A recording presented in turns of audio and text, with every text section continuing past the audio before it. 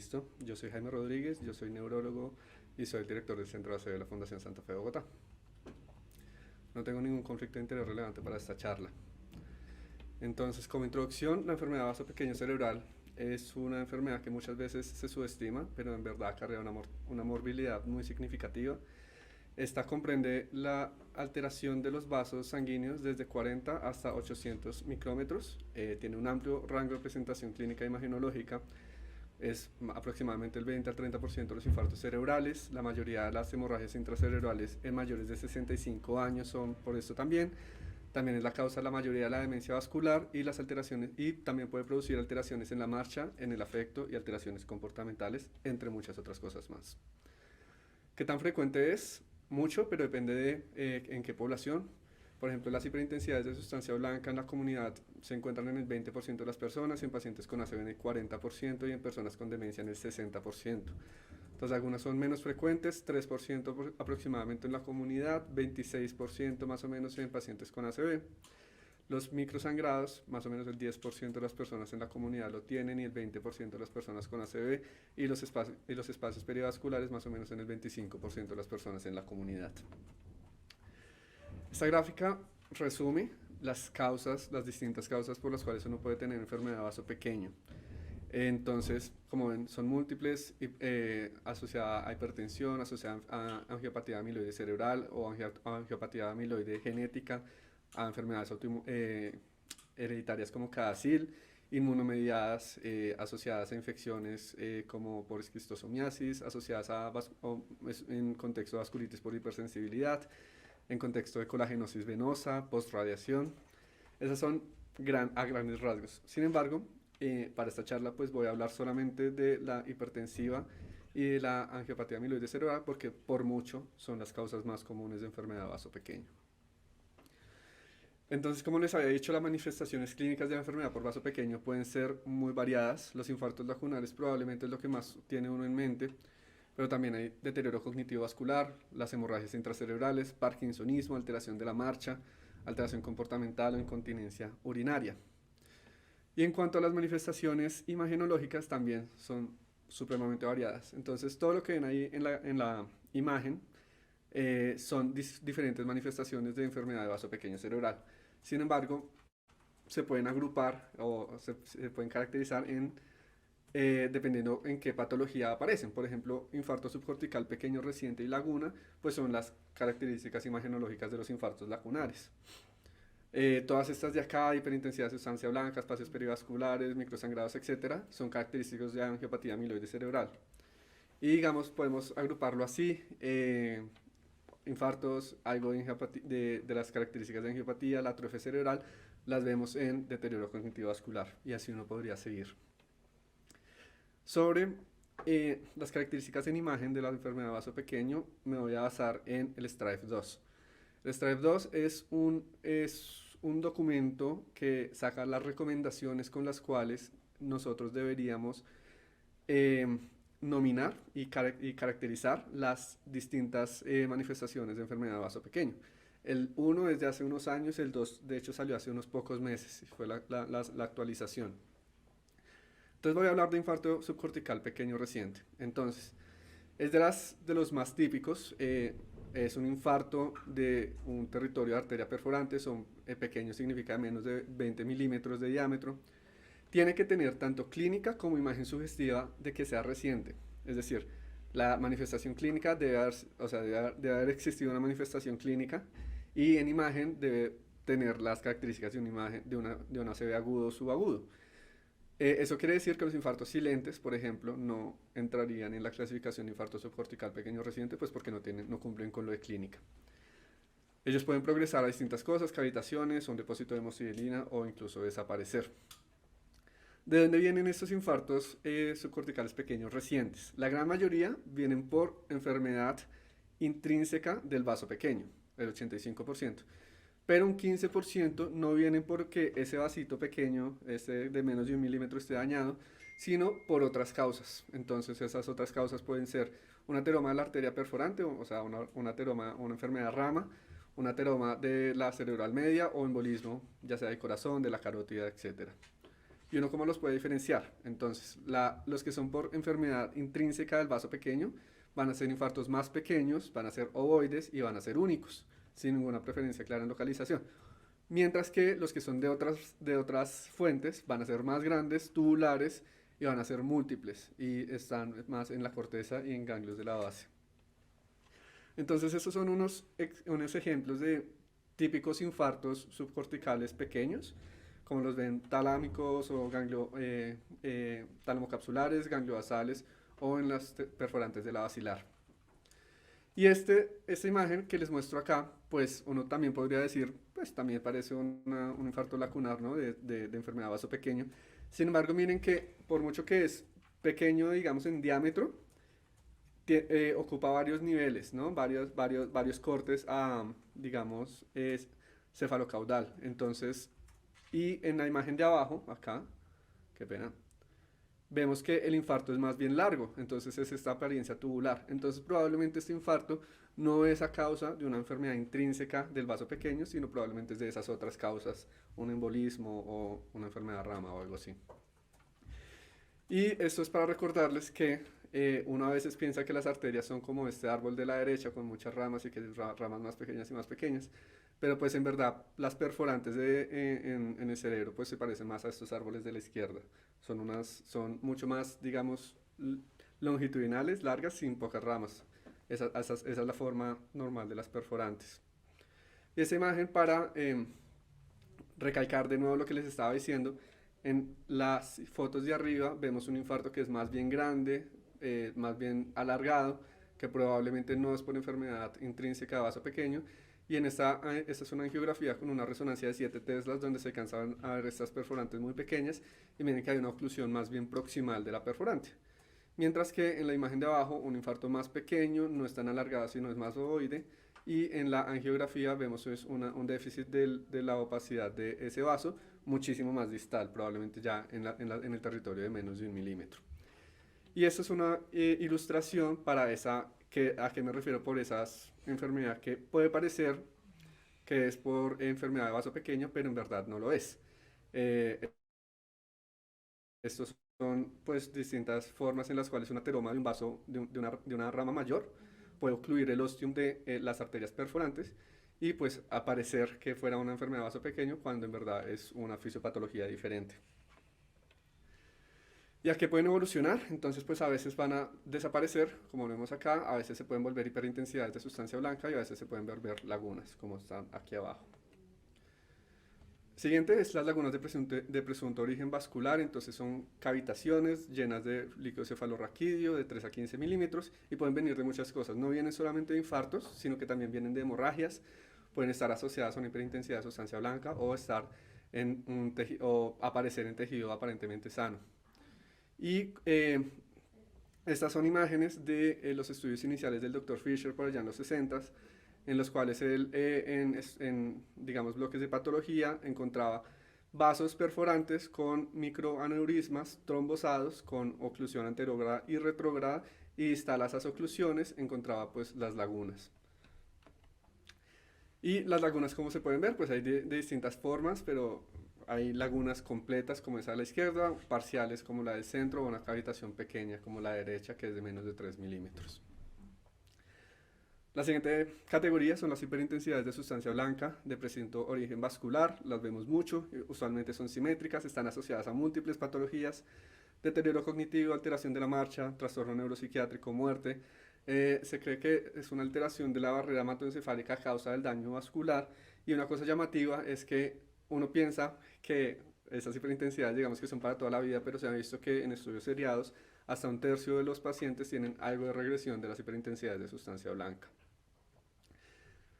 Siguiente categoría, espacios perivasculares dilatados, entonces son una acumulación de líquido cefalorraquídeo alrededor de los vasos, ¿no? Entonces se ven o puntiformes o lineares dependiendo de digamos, el eje y la dirección del vaso en lo que lo estamos viendo.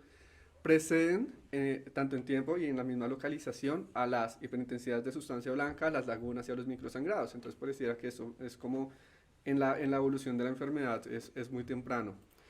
Se asocian a mayor edad, a factores de riesgo cardiovascular y angiopatía amiloide. Y entonces se cree que Primero hay una pérdida de pericitos y alteración de la barrera hematoencefálica, una alteración del sistema linfático, entonces se pierde la capacidad normal de sacar las toxinas, digamos, del flujo de toxinas del cerebro, una hipoperfusión, inflamación, hipoxia y disfunción vascular.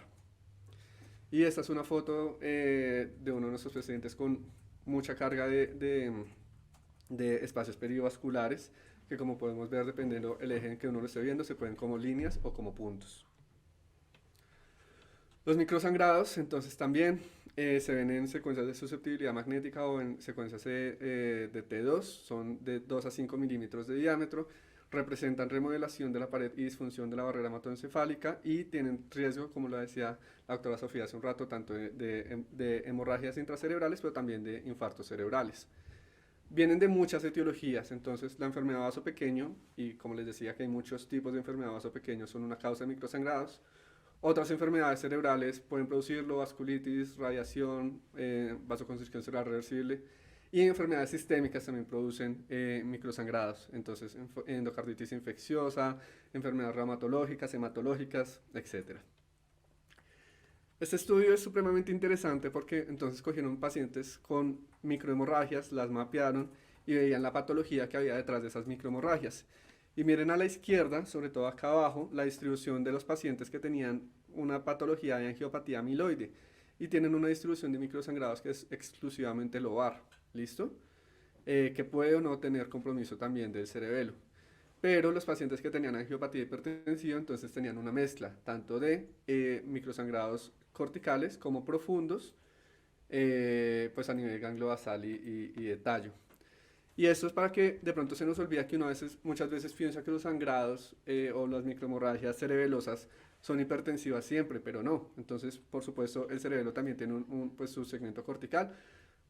Cuando las microhemorragias son en la corteza cerebelosa son por angiopatía amiloide, cuando están más cerca al núcleo dentado, al núcleo dentado, a la parte más profunda del cerebelo, son más por angiopatía hipertensiva. La siderosis superficial cortical entonces nos muestra productos de degradación sanguínea sobre la corteza, puede provenir de múltiples causas, hemorragia de la convejidad, transformación hemorrágica, trauma, angiopatía amiloide. Y en el caso de angiopatía amiloide pueden presentarse como episodios neurológicos focales transitorios. La hemorragia intracerebral, entonces, el 85% de las hemorragias intracerebrales son a causa de enfermedad de vaso pequeño. Entonces, de nuevo, pueden venir o por arteriolosclerosis, o sea, digamos la patología asociada a la hipertensión, y son más profundos, y la angiopatía y la asociada angiopatía amiloide cerebral con sangrados mucho más lobares.